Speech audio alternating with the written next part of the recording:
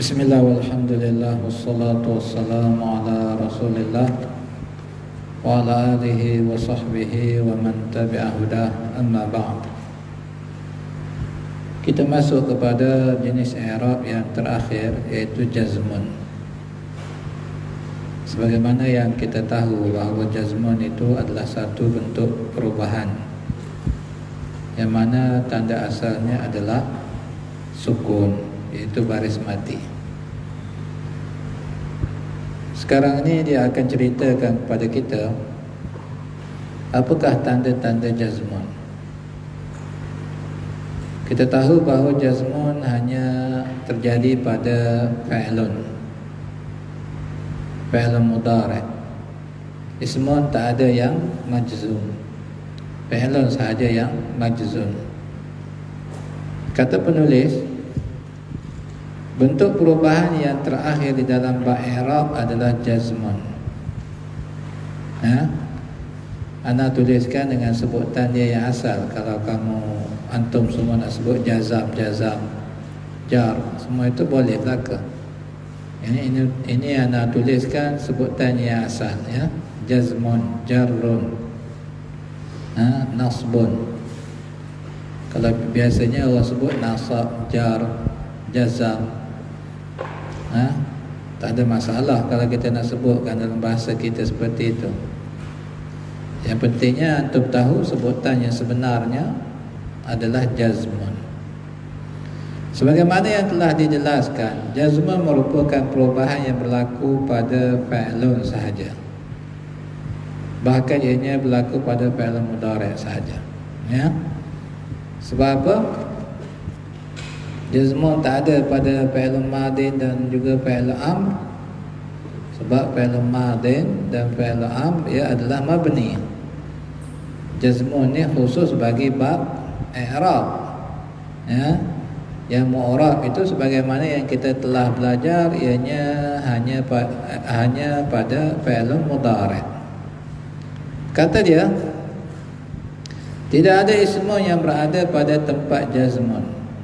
Bahkan perbincangan tentang jazmun hanya berhubung kait dengan fi'lun mudhari' sahaja. Fi'lun madin dan fi'lun amr tidak termasuk di dalam perbincangan ini, iaitu bab i'rab, kerana kedua-duanya adalah mabni. Jazmun mempunyai dua tanda sahaja. Antum ingat terus, letak dalam memori antum, ingatan antum. Jazmun ada dua tanda sahaja, iaitu baris mati, dalam bahasa Arabnya disebut dengan sukun, dan pembuangan nun. Dua ini sahaja. Tanda jazmun itu sama ada baris mati ataupun pembuangan nun. Apabila fi'lun mudhari' berada pada kedudukan jazmun kerana dimasuki oleh jazim. Jazim apa dia? Jazim adalah perkara yang menjadikan fi'lun mudhari' majzum. Seperti kita belajar, nasib itu adalah apa yang menjadikan fi'lun mudhari' mansub. Jazim menjadikan fi'lun mudhari' majzum. Nanti akan diceritakan satu persatu apa dia yang menjazamkan fi'lun mudhari'. Kata dia,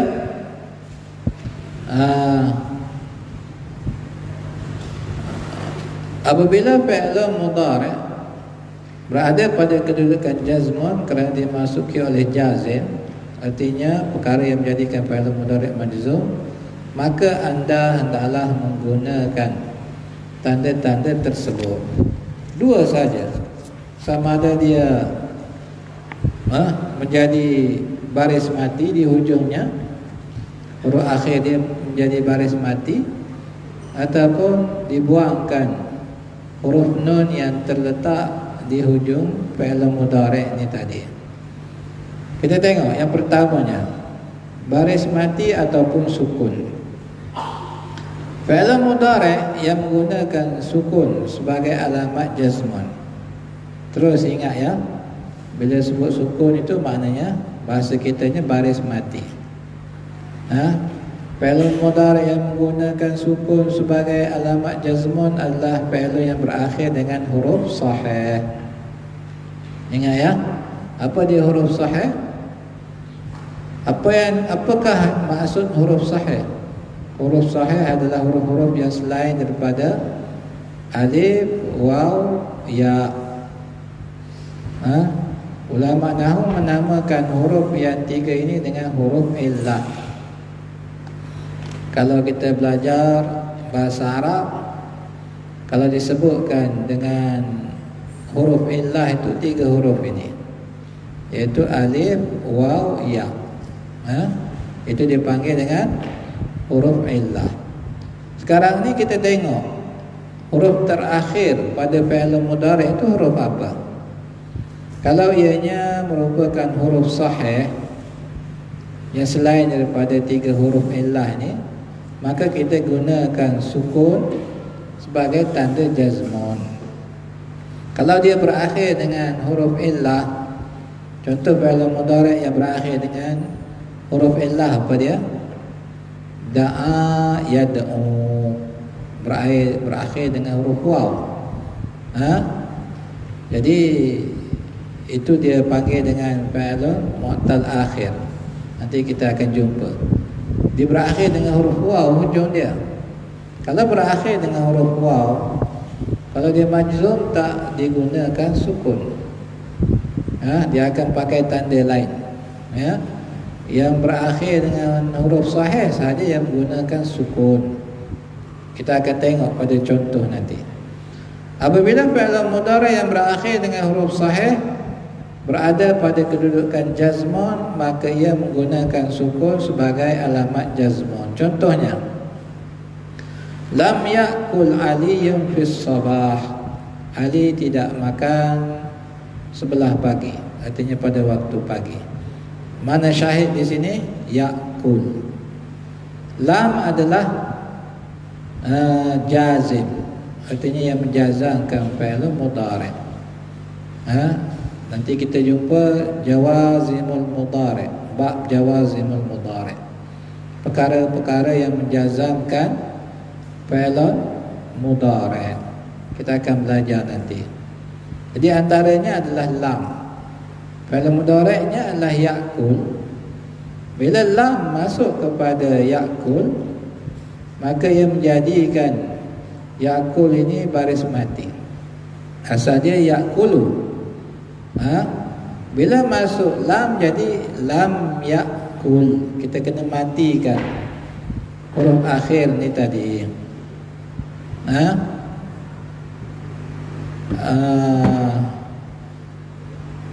Apa nama dia ni? Lupa dah. Faris dah belajar ilmu nahwu. Ilmu nahwu belajar dah sebelum ni? Dah. Baik. Apa dia jawazimul mudhari'?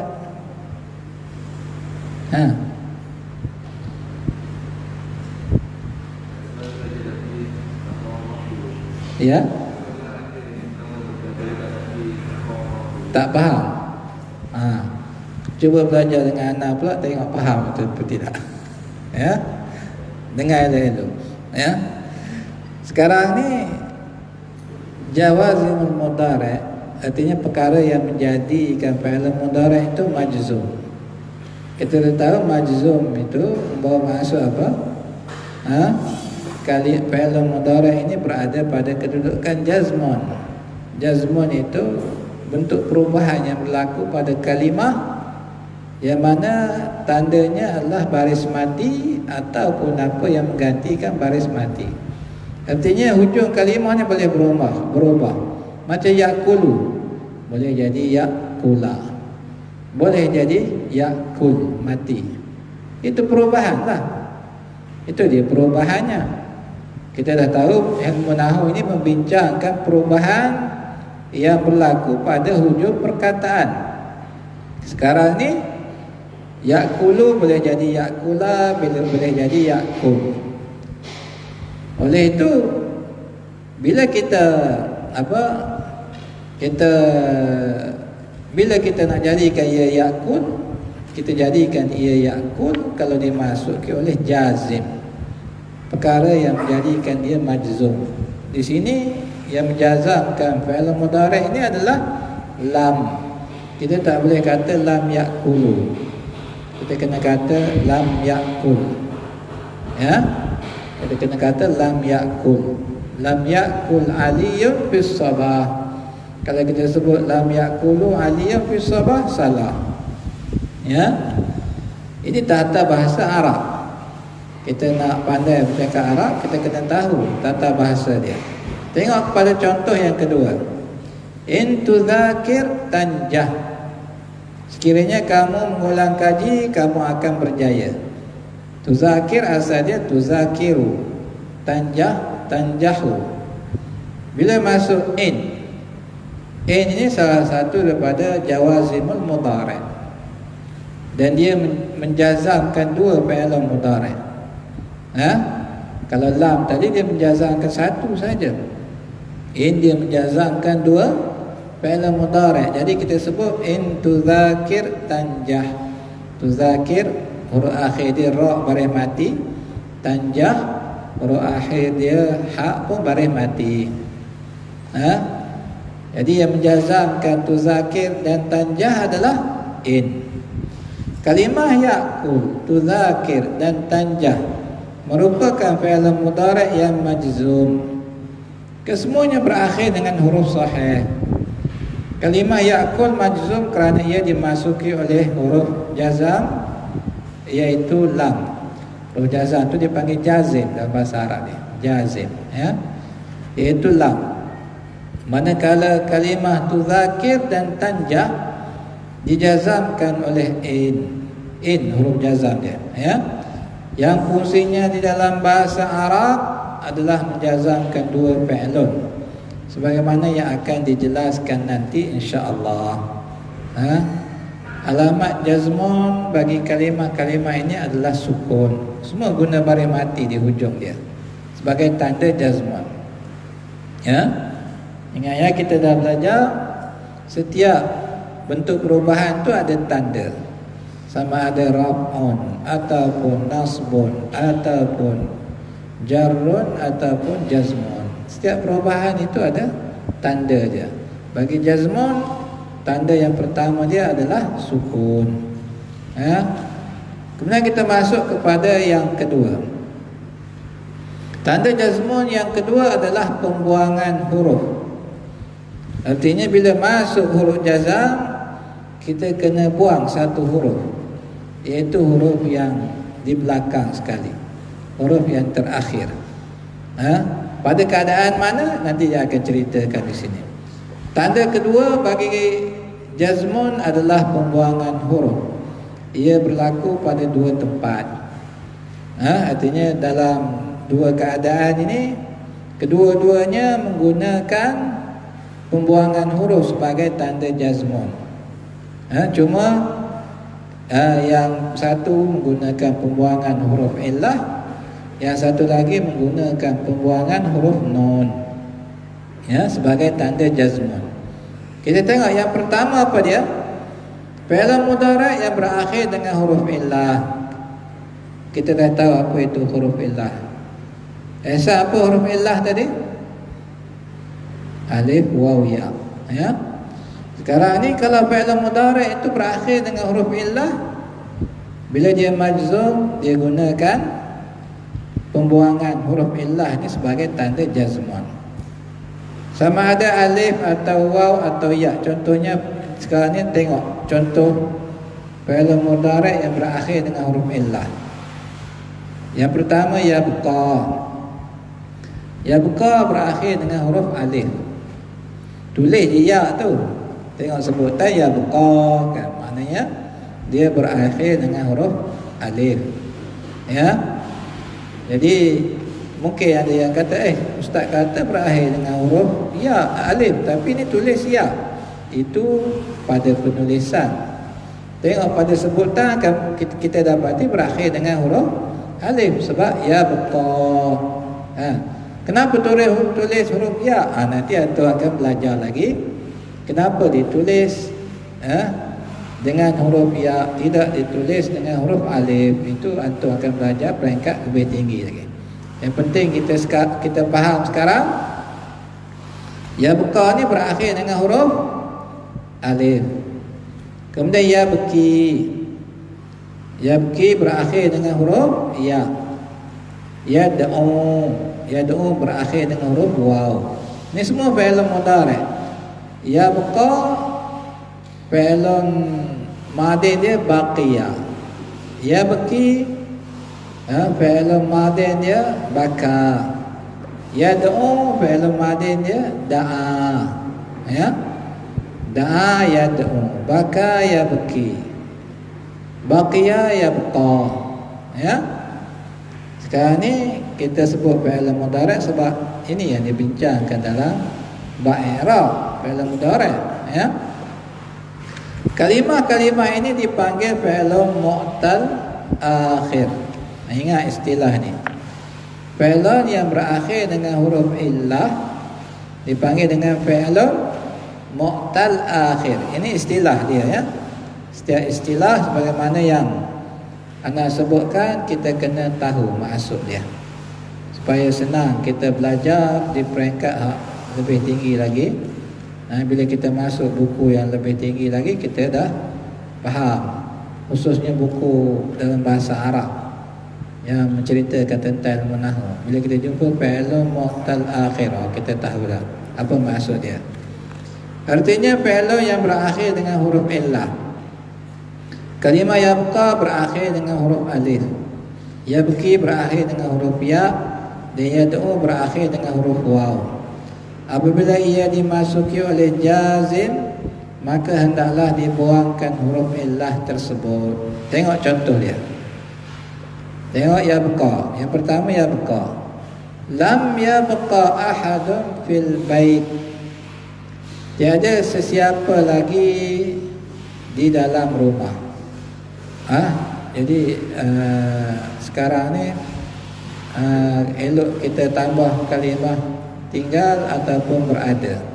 Sebab yabqa tu maknanya tinggal, ataupun yang sesuai dengan bahasa Malaysia kita, terjemah maksudnya adalah berada. Asal makna dia tinggal, ya. Tinggal. Dan juga yabqa juga boleh digunakan dengan makna baki pada bahasa kita, baki. Kalau kita nak kata baqiya indi khamsatu rinjitat, contohnya. Baki pada saya ada RM5. Daripada baqiya juga. Jadi boleh diterjemahkan dengan baki, boleh diterjemahkan dengan tinggal. Jadi sekarang ni tengok yabqa di sini, yabqa dimasuki oleh apa? Lam. Bila dimasuki oleh lam, huruf jazam, maka dibuangkan ya. Tengok situ tak ada ya di situ kan? Jadi ya ba qaf saja. Huruf akhir dia, huruf alif itu dibuang.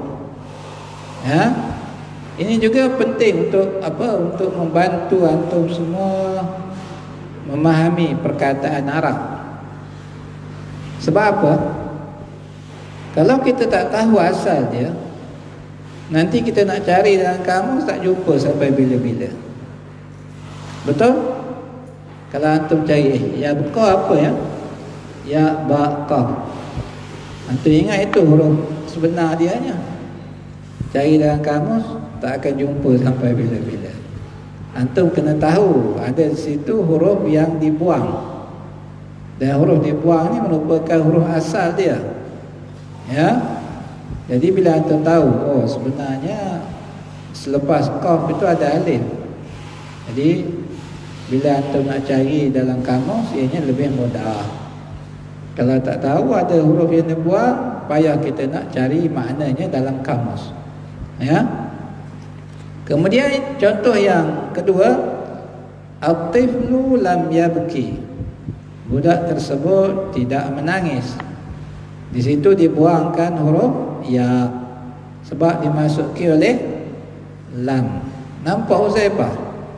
Nampak kan? huruf ya tak ada situ kan. Sebab apa? Dibuang huruf ya. Sebab dimasuki oleh lam, ya. Kemudian contoh yang ketiga, lam yad'u mahmudun illa jarahu. Mahmud tidak menjemput melainkan jirannya. Baik, sekarang ni huruf waw pada yad'u dibuang kerana dimasuki oleh lam. Jadi pembuangan huruf ni lah merupakan tanda jazmun. Artinya kalaulah kita nak tulis contohnya pada sebutan mungkin tak nampak kan, ya beqa, lam ya beqa juga. Pada tulisan kita kena buang. Kalau tulis ya ataupun alif ataupun waw di hujung fi'lul mutaakhir ni setelah dimasuki lam, maka salah. Ini adalah salah. Ya. Kalimah ya beqa, ya baqi, yad'u merupakan fi'il mudhari' yang majzum kerana dimasuki oleh huruf jazam iaitu lam. Alamat jazmunnya adalah pembuangan huruf illah iaitu alif pada contoh yang pertama, ya pada contoh yang kedua dan waw pada contoh yang ketiga. Perhatikan contoh berikut. Ya beqa masuk lam, jadi macam itu tulisan dia. Lam ya beqa. Ya baqi, lam ya baqi. Yad'u, lam yad'u. Jadi sekarang ni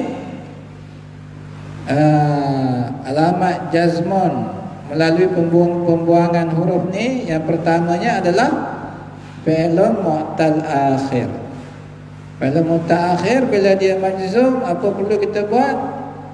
Dibuangkan huruf illah itu tadi. Huruf illah yang di hujung fi'lun mudhari' itu dibuang. Kemudian yang keduanya, al-af'alul khamsah.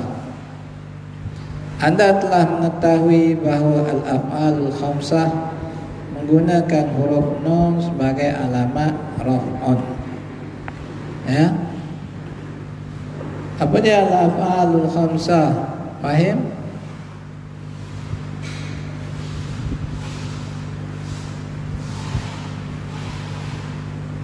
Lupa dah?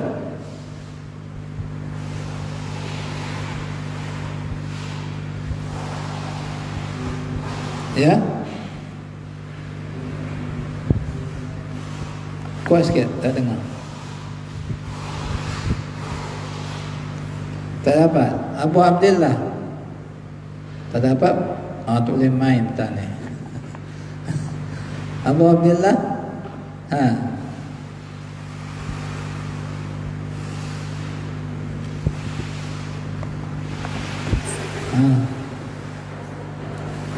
Anta talibun qadim ya Abu Abdillah.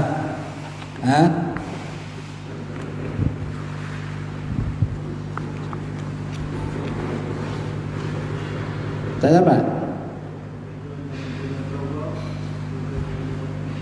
Bila yang guna wa sebagai tanda raf'un tak jadi. Haris. Apa dia al-af'alul khamsah?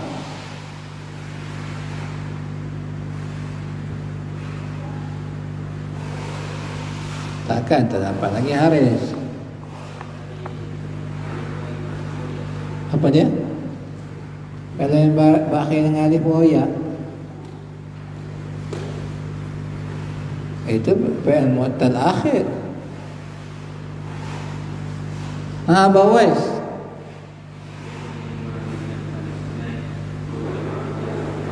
Fi'il yang berakhir dengan alif isnain waw jamaah yang mukhatabah. Setuju Abu Abbas?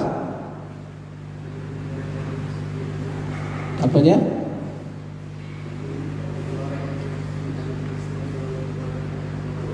Baik, fi'il mudhari' yang dimasuki oleh alif isnain waw jamaah yang mukhatabah. Setuju Abu Hamzah?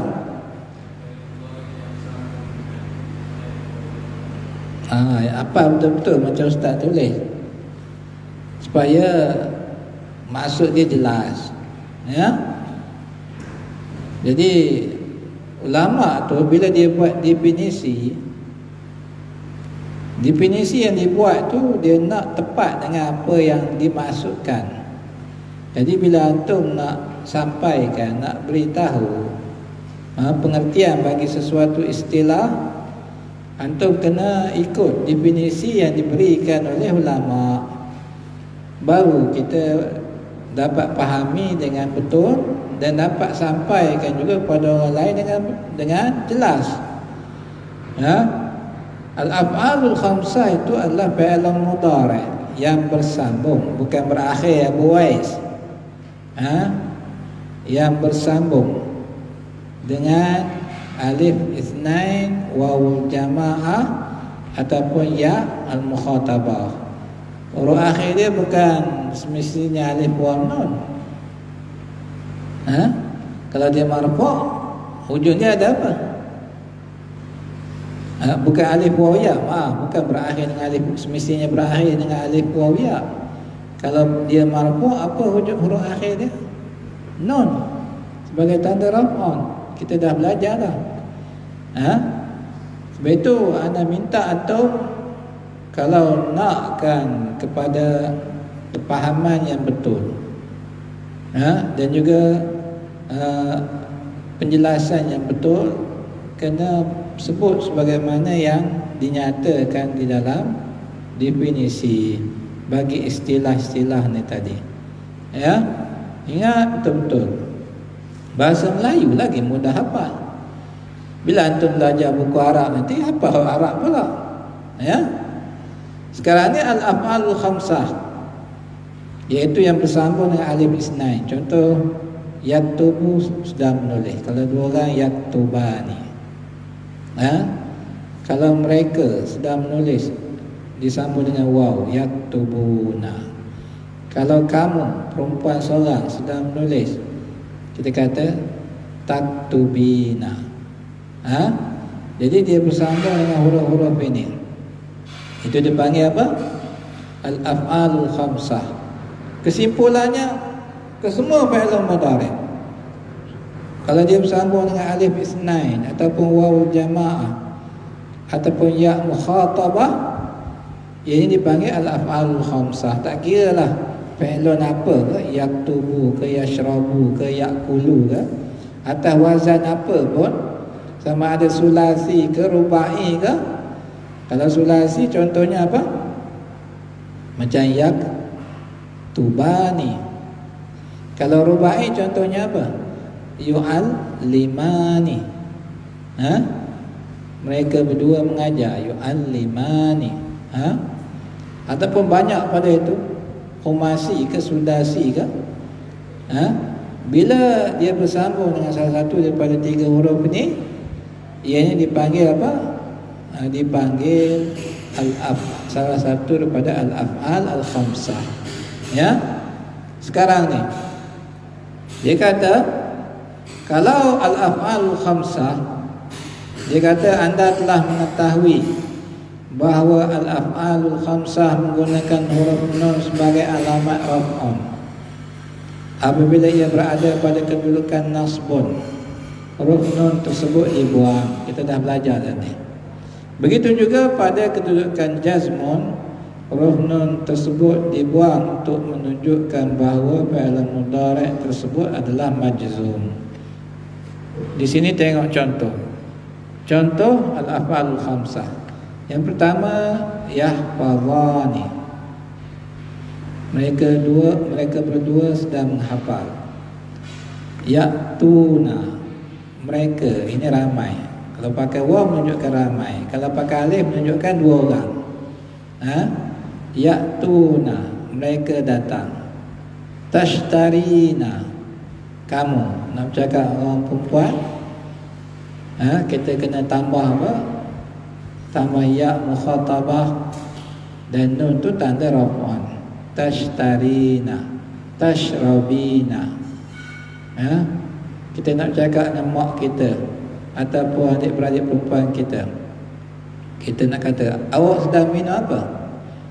Madza tashrabina. Kalau bercakap dengan orang lelaki, madza tashrab. Awak sedang minum apa? Madza tashrab. Kan? Kalau untuk orang perempuan tak boleh sebut madza tashrab. Ha? Nanti kalau kahwin dengan Arab, contohnya kita kata maza tashrab. Ha? Isteri kita dia ni bercakap dengan siapa ni? Kan? Sebut maza tashrab. Kalau bercakap dengan aku kena sebut maza tashrabina. Sebab dia orang perempuan. Ya. Jadi sekarang ni ini contoh apa? Contoh bagi fi'lun mudhari' yang bersambung dengan alif isnain ataupun waw jamaah ataupun ya mukhatabah. Ya. Semuanya ada nun di hujung dia. Kita tahu nun itu adalah tanda raf'an. Kalimah-kalimah di atas merupakan sebahagian daripada al-af'alul khamsah. Apabila ia dimasuki oleh jazim, maka huruf nun yang terletak di hujung kalimah hendaklah dibuang. Nun yang hujung tu, tanda raf'an tu kita kena buang. Pembuangan huruf ni merupakan pembuangan huruf nun ini merupakan tanda bahawa kalimah tersebut berada pada kedudukan jazmun. Contohnya apa? At-talibani lam yahfadha durusahuma. Dua pelajar tersebut tidak menghafal pelajaran mereka. Yahfadhani masuk lam jadi apa? Lam yahfadha. Nun dia dibuang. Ya.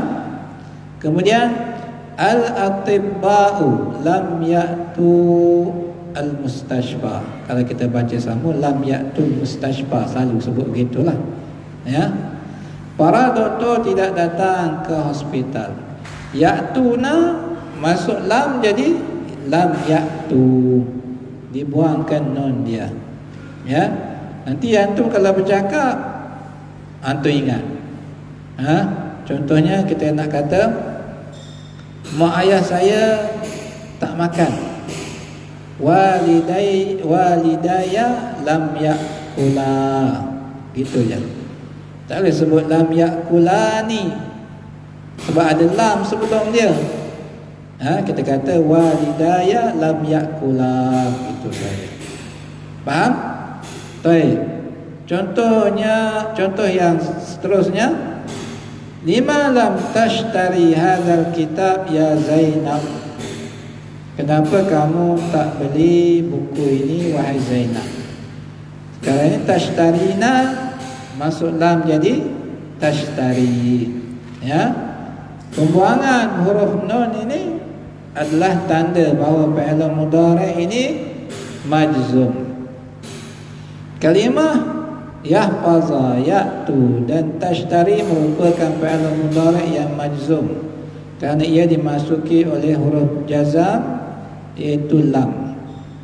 Tanda jazmah bagi kalimah-kalimah ini adalah pembuangan huruf nun kerana ia merupakan sebahagian daripada al-af'alul khamsah. Perhatikan, yahfazani jadi lam yahfaza, ya'tuna jadi lam ya'tu, tashtarina jadi lam tashtari. Nampak semua?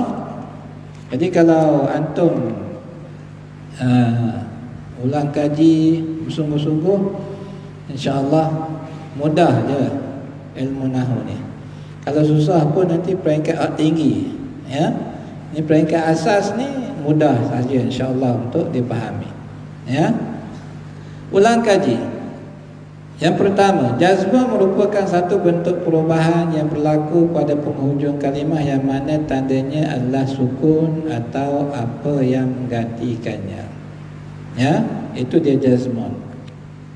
Jazim, nanti antum bila belajar kitab Arab nanti, kalau antum dah faham ini, insya-Allah mudah untuk antum belajar kitab Arab.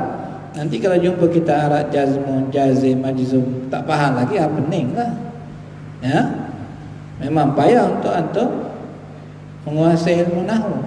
Kalau istilah ini antum tak faham apa benda ni, jazmun, jazim, majzum. Kerana kita tak faham, ini akan menyukarkan untuk kita memahami ilmu nahwu. Yang penting istilah-istilah ni dahulu yang antum kena faham betul-betul. Jazim adalah perkara yang menjadikan sesuatu kalimah berada pada kedudukan jazmun, macam lam tadi. Lam, in, kita dah jumpa tadi. Banyak lagi. Ini contoh sebahagian saja. Majzum artinya kalimah yang berada pada kedudukan jazmun. Kita kata apa? Lam yabqa, yabqa majzum. Lam yabki, yabki majzum. Lam, apa lagi satu dia? Lam yad'u, yad'u majzum. Ya? Majzum artinya kalimah ini berada pada kedudukan jazmun. Itu maksud majzum. Ya? Bila anak kata contohnya lam tashtari, tashtari majzum.